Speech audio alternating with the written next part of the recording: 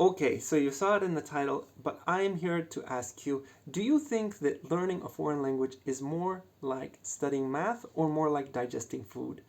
And yes, the answer I would like to argue is studying a foreign language is more like digesting food than learning math. Now, when we go to school, we often think that a foreign language is just another subject, just like anything else we might study in school, whether it's physics, history, math, social sciences, whatever. It's just another system of information that needs to go in our brain somehow. But actually, languages are very special because, unlike physics and social sciences and math, language is something that all of humanity shares in common. It's not something that we humans made up or invented, like the Pythagorean theorem or some kind of cultural thing that we've done. It is common to the entire human species, kind of like our digestive systems. You see, the thing with foreign languages is, unlike other disciplines that you can hack, so to speak, or you can kind of trick the system. If you want to study math, there are tricks you can do to make sure that you get a good score on your math exam, which I imagine is your goal. The same thing can be said of most other disciplines in school. However, learning a foreign language is different because language is something which is unique to us as humans, and it's something that is part of us. It's part of your biology.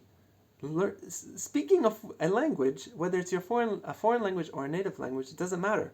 It's part of our biology, just like digesting food. Now, why did I give the example of digesting food? It is actually, there's a good reason for it. It's because when you digest food, now you can pick what goes into your digestive system. You can pick which food you eat and how much you eat of it. But once you put it into your digestive system, you do not have any control over it, do you?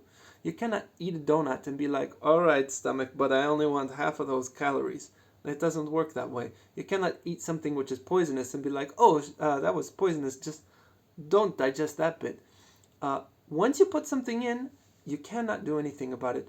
It's kind of like you can pick what goes in, but you cannot handle how your body processes it. In the exact same way, this is how language learning works. You can decide what goes in, you can pick which input you read or listen to, or however you're studying.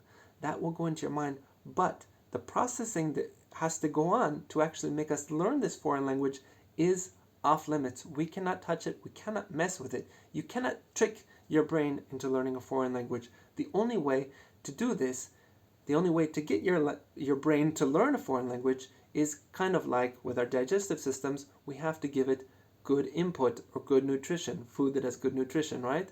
Good input for our digestive system. The same thing is true with the system in our brain that helps us speak and learn languages, whether it's a native language or a foreign language, doesn't matter.